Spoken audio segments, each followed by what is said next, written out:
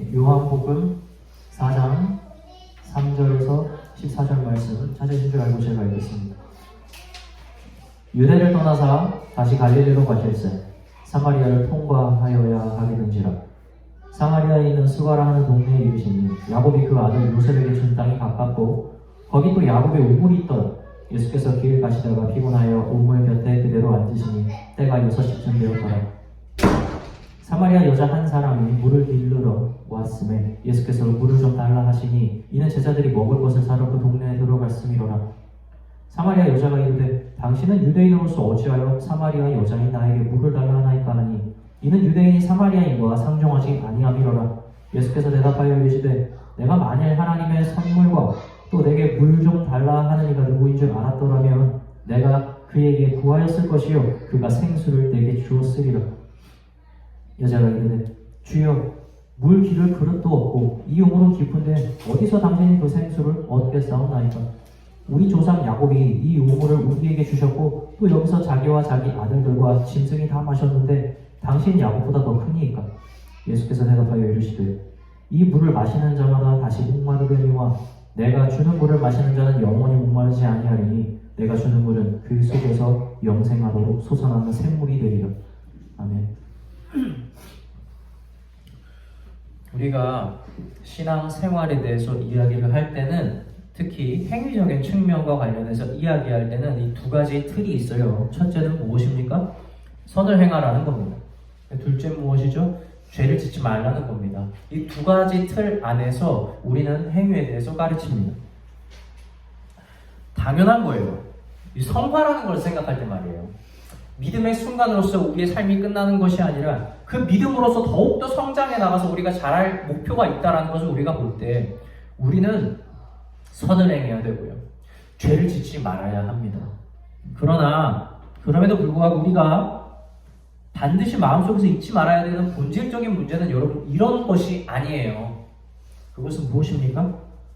우리가 여전히 육신을 입고 죄인인데 우리가 어떻게 용서를 받았는가 하는 것을 깨닫는 것, 여러분 이것이 가장 본질적인 문제입니다. 선을 행하는 것에 대해서 생각해 봅시다. 이것을 바꾸어서 말하면 악을 행하지 말라는 것이죠. 선을 행한다라는 것 자체가 무엇을 전제하고 있습니까? 너는 악을 행할 수 있어 라고 얘기를 하고 있는 거예요. 만약에 누군가가 지갑을 주셨는데 그 지갑에 돈이 많이 있어요. 신분증도 있습니다. 근데 이 사람이 이 주인을 찾아주기 위해서 경찰서에 그것을 그대로 가져다 줍니다. 그러면 사람들은 이 사람을 칭찬하죠. 왜냐하면 이 사람에겐 기회가 있었거든요. 이 지갑에 있는 돈을 자기가 다 탈취해서 쓸 수 있는 기회가 있었다는 겁니다. 그런데 그렇게 하지 않았으니까 칭찬받는 거예요.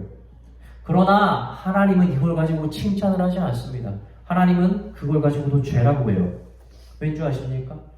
우리 마음 가운데에서 내가 이 가지고 있는 이 지갑에 있는 돈을 내 것으로 가질 수 있다라는 생각을 갖는 것 자체가 죄이기 때문이죠.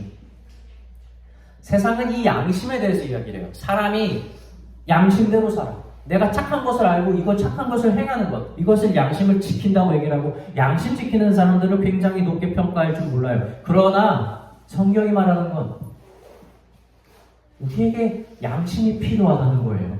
다시 말하면 뭡니까? 언제는 내가 죄를 지을 수 있는 존재라는 사실에 대해서 이야기를 하는 겁니다.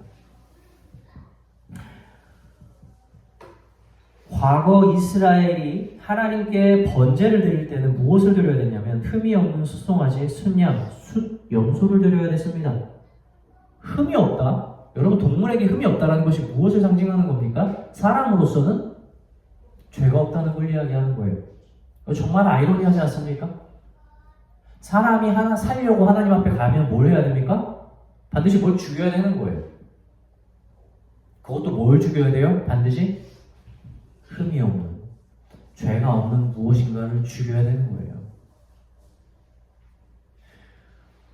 옛날부터 그랬어요. 옛날부터. 하나님이 사람한테 받고 싶은 것이 무엇인지 아세요? 행위일까요? 아니. 사람이 만약에 하나님께서 사람에게 행위를 요구하신다면 제사를 갈 때 뭘 가지고 가야 되겠습니까? 하나님께 번제를 드리려고 할 때 뭘 가지고 가요? 예배를 드릴 때 내가 잘한 걸 가지고 가야 되는 거예요. 내가 누구를 도와줬고요. 내가 하나님 이거 뭐 지켰고요? 이걸 들고 가야 되는 거예요. 만약에 자랑해서 칭찬받을 거면. 근데 하나님께 주기별로 맨날 가지고 가야 되는 것이 무엇이에요? 흠이 없는 번제물인 거예요. 그러면은 사람이 하나님 앞에 가져가는 것이 무엇입니까? 자기의 자랑이 아니에요. 뭐예요? 바로 자기의 죄인 겁니다. 사람이 하나님 앞에 설 때 가장 먼저 해야 되는 본질이 옛날부터 그랬어요. 뭐예요? 선을 행한 것으로 칭찬을 받으러 가는 것이 아니라 하나님 저는 죄인입니다. 누군가가 내 죄를 위해서 결국 죽어야 합니다라는 그 고백을 가지고 가는 것이 본질이었다는 거예요.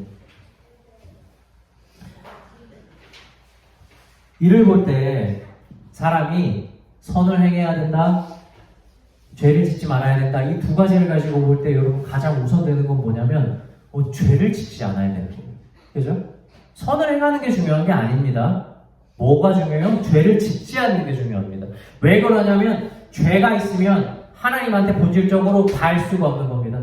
죄가 있는 상태로 하나님 앞에 가면 무엇이 있어요? 심판이 있는 겁니다. 죽음이 있는 거예요.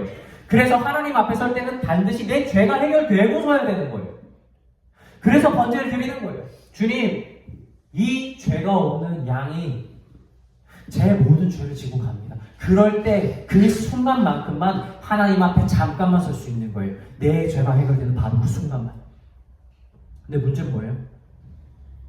세상에 있는 모든 사람은 죄를 지어요. 이스라엘 백성들이 그렇게 존경하는 모세도, 아브라함도, 다윗도 죄를 지었어요. 다시 한 번 더 얘기하겠습니다. 죄가 있으면 여러분 하나님 앞에 못 서요. 가벼운 죄, 무거운 죄, 여러분 그런 거 없어요. 하나님 앞에는 어디 가벼운 걸 따져요. 그냥 죄에 대해서 결과가 다 사망 딱진 거예요. 그냥 죄 때문에 하나님 앞에 가는 건 넌 죽어야 돼요. 그거밖에 없어요. 가벼운 죄? 여러분 가벼운 죽음 있습니까? 무거운 죽음이 어디 있어요? 가벼운 죽음 당하면 뭐 조금 이따 살아납니까? 가벼운 죽음 당하면 뭐 몸만 죽고 뭐 머리는 살아있어요? 아니에요. 똑같습니다. 결과는 똑같아요. 모래알이든 바위덩어리든 물에 가라앉긴 매와 마찬가지인 거예요. 방법이 없는 겁니다. 우리 아이들이 여름에는 매일마다 목욕을 합니다. 목욕을 하는 기준이 뭘까요? 몸이랑 머리에서 냄새를 맡아보면 알아요. 냄새 많이 나거든요. 여름에 땀 때문에. 이제 막 가을 되고 겨울 되잖아요. 매일 목욕 안 시킵니다. 몸에서 별로 냄새 안 나는 거거든요. 머리에서 그렇게 냄새 많이 안 나요. 그죠? 그래서 그 기준으로 우리가 씻기는 거예요. 그런데 여러분 잘 생각해 보세요. 몸에서 냄새 나고 머리에서 냄새 나는 것이 어느 한순간 갑자기 냄새가 풀풀 납니까? 아니요. 언제부터 냄새 나는 줄 아세요? 이거 정확하게 얘기하자면 씻고 나오는 순간부터 조금씩 냄새가 쌓이는 거예요. 씻고 나오는 순간부터. 욕실 문을 열고 나오는 순간부터 몸에서 이미 냄새를 만들고 있는 겁니다. 이게 쌓이고 쌓이는 거예요. 이스라엘 백성이 번제를 드리는 거 하나님 앞에 죄를 해결하면 뭐합니까? 그 번제 드리고 나오는 순간부터 무엇이 쌓여요? 다시 죄가 쌓이는 거예요. 해결이 안 돼요. 여러분 우리 몸이 그렇습니다. 저 가끔 좋은 날 있으면 뷔페 가는데요. 여러분 뷔페 가면 맨날 갈 때마다 생각나는 게 있어요. 말도 안 되는 생각인데 먹고 배부를 때마다 생각이 나는 거 이거 한 내일 것까지 먹을 수 있으면 정말 좋겠다. 아니면 한 일주일치 다 먹을 수 있으면 얼마나 좋을까. 그리고 일주일 동안 배가 안 고프면 얼마나 좋을까. 여러분 근데 안 그래요. 먹고 한만 배부르면 나와가요. 또 다음 시간 되면 배에서 배고프다고 난리 치는 거예요. 이게 사람의 몸인 거예요. 죄가 그렇다는 겁니다. 해결이 되지 않는 거예요. 아무리 씻어도요 냄새 나요. 회개하고 회개해도요 죄 짓습니다.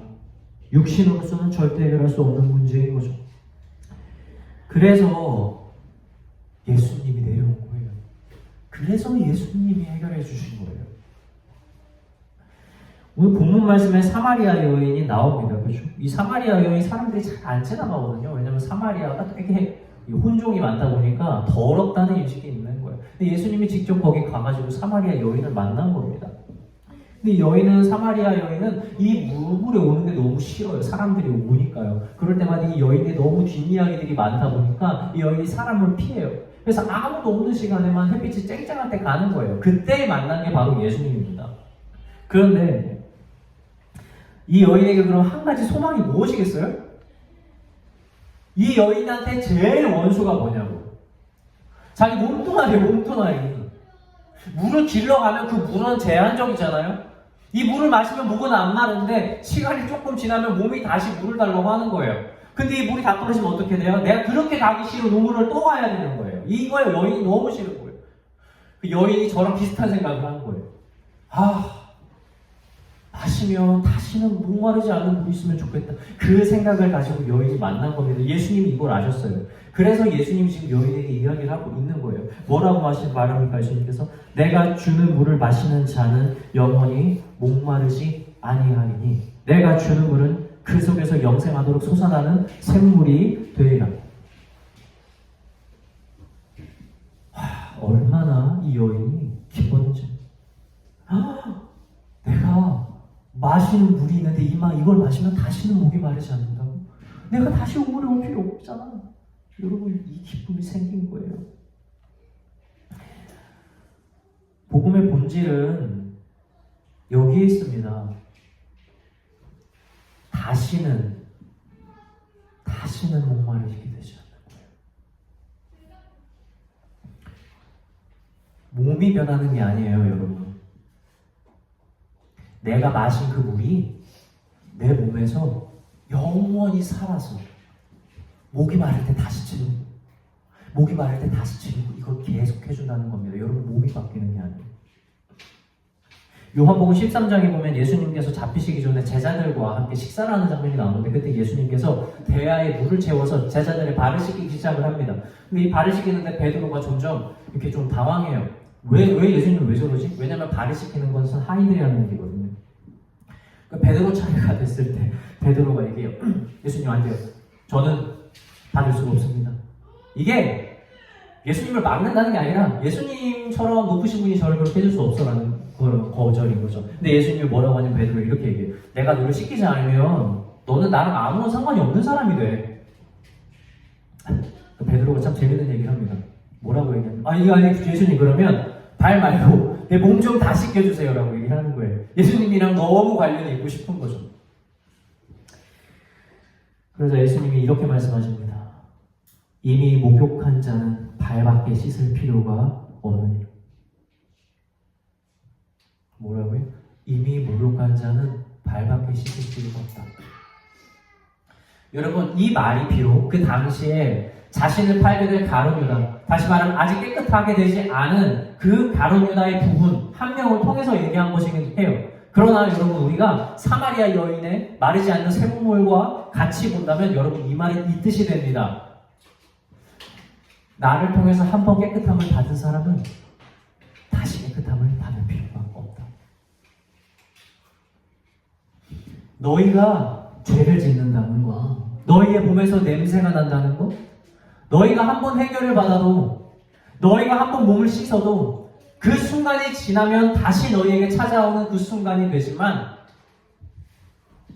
나를 통해서 씻음을 받은 자, 내 말씀을 먹은 자는 다시는 몸에서 냄새가 나지 않는다가 아니라 다시는 몸이 바뀌는 것이 아니라 그 복음이 살아서 그 물이 영원한 물이 되어서 너를 다시 씻어주고 너를 다시 용서해주고 너를 다시 새롭게 한다는 말인 거예요. 여러분, 이게 얼마나 기쁜 건지 몰라요. 기독교의 위대함이 여기에 있는 거예요. 해결할 수 없는 육신의 모든 문제, 계속해서 반복되어지는 그 모든 문제가 무엇으로 해결됩니까? 복음으로 해결되는 거예요. 비록 나는 죄인이고 비록 나는 냄새나고 비록 난 배고프고 난 목마르지만 그것이 살아서 나를 계속해서 채워주고 나를 새롭게 하고 내 죄를 다시 용서해 준다는 사실입니다. 이미 끝났다는 거예요. 세상 많은 사람들이 고통받는 이유가 여러분 정말 단순해요. 왠 줄 아십니까? 영원한 것이 아니기 때문에 그래요. 그들이 쫓는 것들이. 그들이 집 지은 터가 나중에 알게 됩니다. 모래사장이라는 것을 자꾸 발견하는 거예요. 난 이게 안전하다고 생각했는데 또 무너지는 거예요. 난 이것은 진짜 안전하다고 생각했는데 또 무너지는 거예요. 이것을 계속 반복하는 겁니다. 얼마 전에 전쟁이 났잖아요? 이스라엘과 하마스의 전쟁이 난 겁니다. 이 전쟁이 발발했을 때 상황이 여러분 기억나시죠? 무엇이었어요? 하마스가 이스라엘에 공격한 겁니다. 미사일 수백발로. 근데 이때 충격적인 게 뭐냐면 이스라엘에 뭐가 있었어요? 최첨단 방공 시스템이 있었어요. 아이언돔이라고. 근데 그게 못 막은 거예요. 더 충격적인 건 여러분 뭔지 아십니까? 하마스가 침투한 방식에 있어요. 뭘로 침투했어요? 패러글라이딩 타고 침투했어요. 여러분 이게 진짜 심각한 거예요. 군대에서 보면. 여러분 기습 침투 작전이 지금 다 없어지고 있거든요. 왜 없어지는 줄 아십니까? 기습 침투 작전은 다 걸려요. 정부 때문에. 얘네가 어디서 뭐 준비하고 있는지가 이미 다 보이는 겁니다. 그래서 이런 전략을 못 쓰는 거예요. 근데 이스라엘이 뭐에 실패했어요? 정보전에서 실패한 거예요. 게다가 자기가 가지고 있는 최첨단 방공 시스템까지 제대로 작동 안 하는 거예요. 저 장교였잖아요. 군대에서 전쟁 역사 배우면 맨날 등장하는 게 뭐냐면 이스라엘입니다. 이스라엘 군대가 왜 등장하는 줄 아세요? 세계에서 가장 1등 가는 군대예요. 전쟁에서 가장 기적적인 방법들로 이기고 전략적으로 가장 뛰어난 군대예요. 이스라엘로부터 전쟁을 배워요. 군대의 역사를 볼 때 말이에요. 그런데 그런 이스라엘이 지금 어떻게 된 거예요? 말도 안 되는 전략이 무너진 겁니다. 재래식 무기와 재래식 전략이 넘어진 거예요. 여러분 이것을 보면서 무엇을 느낍니까? 영원히 승리하는 군대 있어요? 없어요. 세상은 그렇다는 거예요. 영원히 안전한 데가 있습니까? 아니 없어요. 영원히 나에게 이득을 가져다 주는 게 있습니까? 없습니다. 요즘 뉴스에서 가장 많이 등장하는 키워드 중에 하나가 뭔지 아세요? 20, 30대의 영끌족이라는 단어가 맨날 등장합니다. 네, 뭐예요? 20, 30대들이 투자를 하는 거예요. 공격적인 투자를 하는 겁니다. 주식이나 코인이나 부동산이나 이런 것을 자신이 가지고 있는 재산뿐만 아니라 빚까지 내가지고 여기다 투자를 하는 거예요.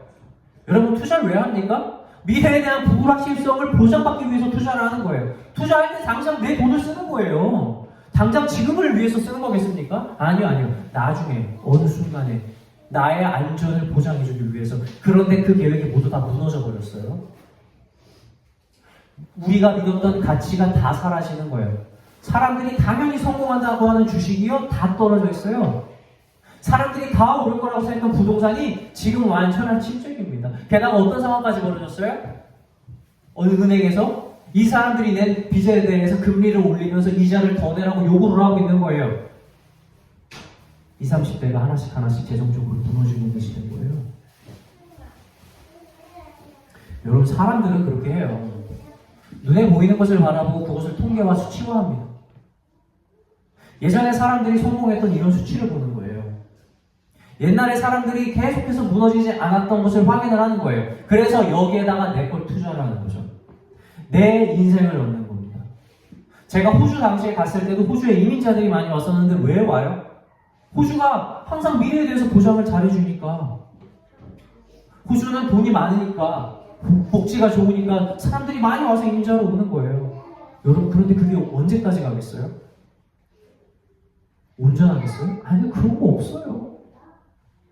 오늘 우리가 보고 있는 수치와 통계와 경험은요, 여러분 결국 오늘 만들어지는 예상하지 못한 일들이 합산되고 있는 겁니다. 우리는 내일을 몰라요. 이 부분에 대해서 너무나 잘 알고 있어야 되는 거예요.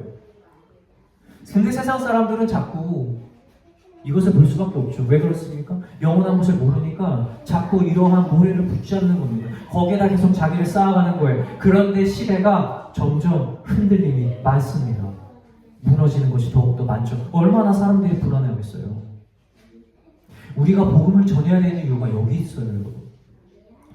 사람들이 가지고 있는 그 불안감과 사람들이 의지할 곳을 찾지 못하는 것을 자꾸 세상으로 바라보고 돌리려고 할 때 여러분 우리가 해야 되는 겁니다. 우리가 하나님을 소개시켜줘야 되고 우리가 영원한 것이 무엇인지를 보여줘야 되는 거예요. 사람은 원래 영원한 것을 붙들고 싶어하고 거기서 안식을 누리길 원하고 하는 습관이 있어요. 그런데 이것을 세상에서 찾으니까 자꾸 실망하고 넘어지고 좌절하는 겁니다. 그래서 우리의 역할이 중요하죠. 그런데 너무 안타깝게도 세상이 가지고 있는 그 불안감을요, 여러분 기독교인들이 똑같이 가시는 거예요. 미래를 위한 투자를 말씀에 하지 않고 돈으로 합니다. 똑같아요.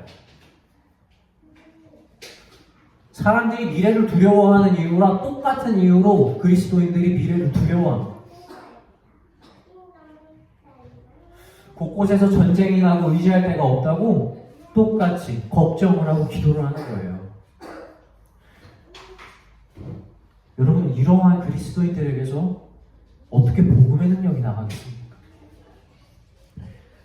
이스라엘 백성들이 출애굽을 하고 가나안 땅으로 갈 때까지 40년 동안 여러분 이스라엘 백성 굶주린 적 있었습니까? 아니요. 한 번도 굶주린 적이 없어요. 40년 동안 해진 적도 없어요. 굶주린 적도 없어요. 이스라엘 백성들이 음식 가지고 있는 게 하나라도 있었을까요? 아니요. 하나님이 식을만큼만 또 남겨면 다음 날이 됐을 때 다 썩어 없어지게 했어요. 음식을 아예 안 들고 다닌 거예요.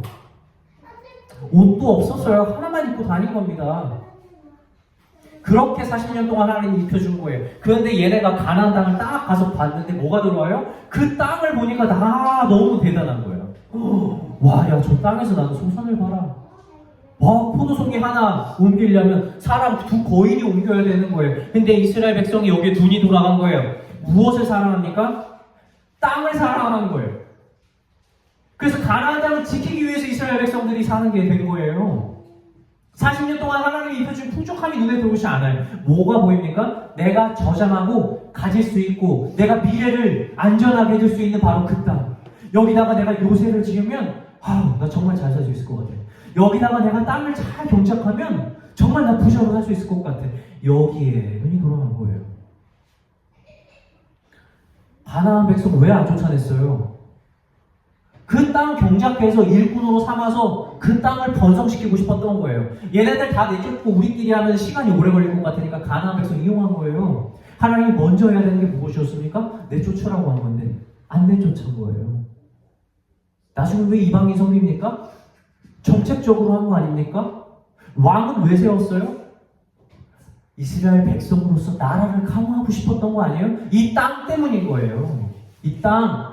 이스라엘 백성은 그렇게 생각했던 거예요. 그 가나안 땅이 우리를 지켜줄 수 있는 요새가 될 것이다 라고 생각한 거예요. 그래서 그렇게 죄를 지은 겁니다. 심지어 솔로몬도 말이에요. 그렇지 않아요? 정책적인 걸 이용하기 위해서 이방신들을 섬기는 그 공주들을 데리고 와서 결혼을 하잖아요. 여러분, 풍족함이 뭡니까? 그래요. 앞으로 먹을 거 안 떨어지는 거 맞습니다. 풍족한 거 좋아해야죠. 당연히 좋아하죠. 본질적으로. 사람이 그렇잖아요. 근데 여러분 한번 물어볼게요. 이스라엘 백성들이 40년 동안 하나님께서 먹여 살려줬잖아요. 출애굽 과정이 40년이 아니라 만약에 400년이라고 해볼까요? 한 사람이라도 굶었다고 생각하세요? 진짜로? 뭐 한 300년 가면 하나님이 이제 안 먹여줬을 것 같으세요? 아니잖아요. 이스라엘 백성이 진짜 풍요로웠던 건 그 가나안 땅이 아니에요. 아니에요. 바로 그들이 광야에서 먹었을 때죠. 가진 것에 속지 마십시오. 거품 같은 거예요. 탕자에 비유해서 탕자가 아버지에게 재산을 미리 받아가지고 나오지 않았어요? 그 당시에는 자기가 다 가진 것 같았을 거예요. 그 당시에는 그것이 자신의 미래를 보장해 줄 거라고 생각을 했을 거예요. 근데 그것을 얼마 만에 다 써버리니까 어떻게 됩니까? 돼지들 옆에서 돼지가 묻는 쥐염려를 쥐어뜯고 있는 거예요. 그러면서 생각을 하죠. 우리 아버지의 집에는 얼마나 많은 것이 있었는가? 풍족한가? 비록 아버지의 집에 갔을 때 당장 자기가 원하는 걸 다 얻을 수 없을지 몰라요. 집에 있는 소유가 자기 건 아니에요. 그러나 아버지는 때가 되면 내가 필요한 걸 알고 내가 어려울 때 내가 무엇이 어려운지 알고 아버지는 다 챙겨줬던 거예요. 그 아버지가 그리워진 거예요. 그래서 이 탕자가 다시 아버지의 품으로 돌아간 거예요. 여러분, 누가 풍요롭습니까? 아버지의 재산 가지고 잠깐 나왔던 그 탕자가 풍요로운 거예요? 아니, 아버지 곁에 있는 탕자가 풍요로운 거죠. 사랑하는 성도 여러분, 말씀을 마치고자 합니다. 우리 이미 구원받았어요. 우리 안에 이미 영원한 것을 품고 있다고요. 그런데 우리가 세상에 흔들리는 것들과 온전하지 못한 것들을 사랑하고 그것을 잡으려 한다면 여러분, 어떻게 우리가 가지고 있는 복음이 사람들에게 영향을 줄 수 있는 복음으로 드러나겠습니까? 하나님께 나의 삶을 드린다는 각오로 말씀에 날마다 충실하십시오. 사마리아 여인 찾아갔을 때 예수님이 여인에게 물을 구했잖아요. 근데 예수님이 여인에게 물을 얻고자 한 것이 아니었어요. 예수님은 여인에게 영원한 생물을 주려고 갔던 거예요. 마찬가지입니다. 하나님께서 우리에게 오실 때는 우리의 모든 것을 구하십니다. 그러나 하나님께서 우리에게 모든 것을 받고 싶어서 그러신 게 아니라 실상은 우리에게 영원히 마르지 않는 것을 선물로 주고 싶어서 오셨다는 사실입니다. 그러니 담대하십시오. 그러니 보이지 않는 것을 추구하십시오. 그럴 때에 진정한 풍요로움, 진정한 복음의 가치가 우리의 삶을 통해서 드러날 것을 믿습니다. 기도하겠습니다.